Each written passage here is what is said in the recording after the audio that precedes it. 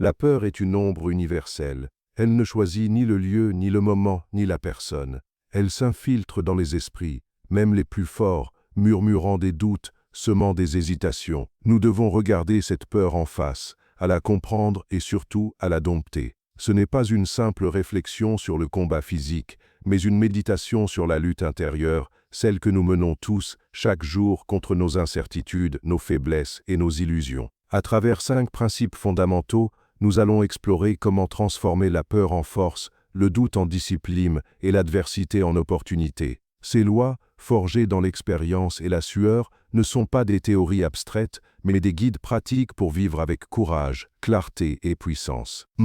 L'entraînement comme seconde nature. Le premier principe repose sur une vérité brutale. Dans l'instant décisif, il n'y a pas de place pour la réflexion. Le combat, qu'il soit physique, mental ou émotionnel, ne laisse pas de temps pour peser les options ou corriger les erreurs. La seule réponse possible est celle qui a été répétée 1000 fois, gravée dans le corps et l'esprit jusqu'à devenir un réflexe. Cette idée dépasse le simple entraînement physique. Elle s'applique à tous les domaines de la vie.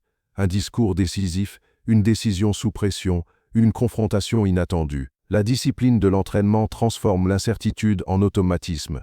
Pensez à un musicien qui répète une partition jusqu'à ce que ses doigts dansent sans effort sur les touches. Pensez à un athlète qui, sous la pression d'une finale, exécute un mouvement parfait parce qu'il l'a répété des milliers de fois. Cette répétition obsessionnelle n'est pas une quête de perfection, mais une préparation à l'inévitable chaos du moment crucial. La peur prospère dans l'incertitude, mais elle s'efface devant la certitude des réflexes. En s'entraînant jusqu'à l'épuisement, jusqu'à ce que le doute n'ait plus de place, on construit une armure invisible, celle qui permet d'agir quand tout semble perdu. Ce principe demande un sacrifice, le temps, l'effort, la solitude. Personne ne voit les heures passées dans l'ombre, les échecs répétés, les ajustements minutieux, mais c'est dans cette obscurité que se forge la victoire. Chaque répétition est un pas vers la maîtrise de soi, un moyen de faire taire la voix qui murmure l'échec. En fin de compte, l'entraînement n'est pas seulement une préparation au combat, c'est le combat lui-même. 2. Voir au-delà des apparences. Le monde est un théâtre, un jeu de masques où l'apparence domine. Les gens se parent de confiance, de titres, de postures, mais ces façades cachent souvent un vide. Le deuxième principe nous enseigne à ne pas se laisser duper par ce qui brille. Un sabre rutilant ne garantit pas la victoire, tout comme une voix forte ne garantit pas la sagesse. Le vrai danger est discret, contenu, prêt. Il réside dans le silence, dans l'immobilité d'un adversaire qui n'a rien à prouver. Apprendre à lire ce qui n'est pas dit est une compétence essentielle. Dans un combat, un regard fuyant, une respiration saccadée ou une posture trop rigide trahissent les failles. Dans la vie, ces indices sont partout. Une hésitation dans une négociation, une exagération dans un discours, un sourire forcé. En développant cette acuité, on apprend à voir la vérité derrière les masques. Mais ce principe va plus loin.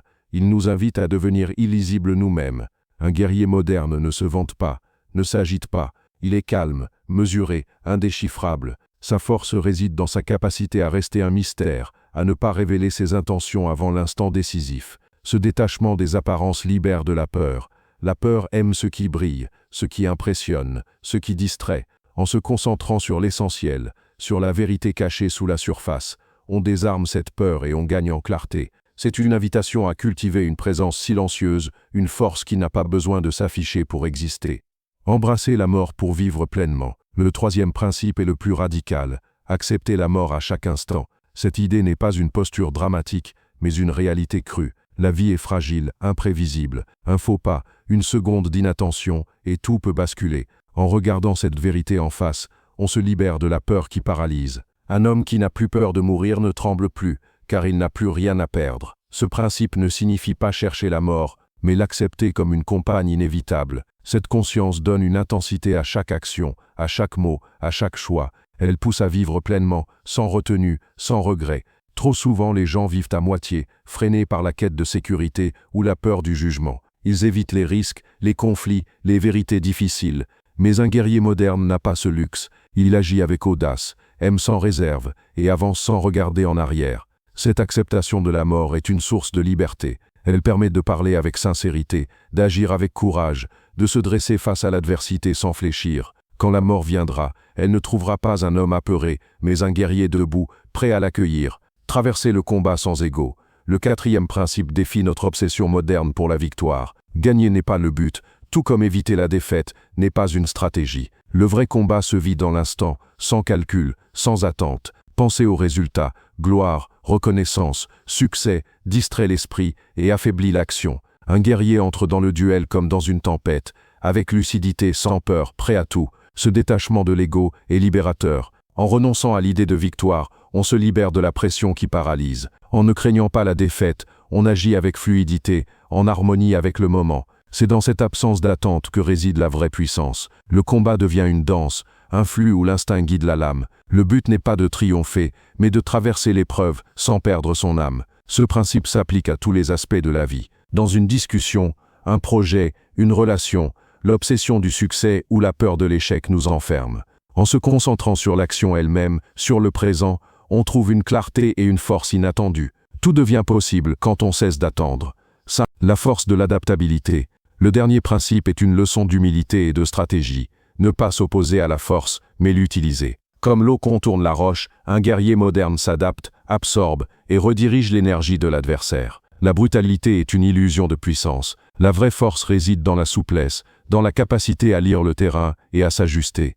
Un adversaire qui s'agite, qui impose, devient prévisible. Sa colère, son énergie, ses mouvements sont des opportunités. En restant calme, lucide, on voit tout, les failles, les ouvertures, les erreurs. Au lieu de résister, on accueille l'attaque, on la dévie, on la retourne. Cette approche ne s'applique pas seulement au combat, mais à la vie. Face à un obstacle, une critique, une crise, la rigidité mène à l'échec. L'adaptabilité, elle, transforme l'adversité en avantage. Ce principe demande une maîtrise de soi. Il faut rester détaché, observer sans se laisser emporter par l'émotion. C'est la voie du stratège, du guerrier invisible qui triomphe sans effort, sans bruit, sans se fatiguer. En devenant comme l'eau, on devient invincible. La guerre contre soi-même. Ces 5 principes ne sont pas des formules à mémoriser, mais des vérités à incarner. Chaque jour est un combat, non pas contre un ennemi extérieur, mais contre la peur, le doute, l'ego.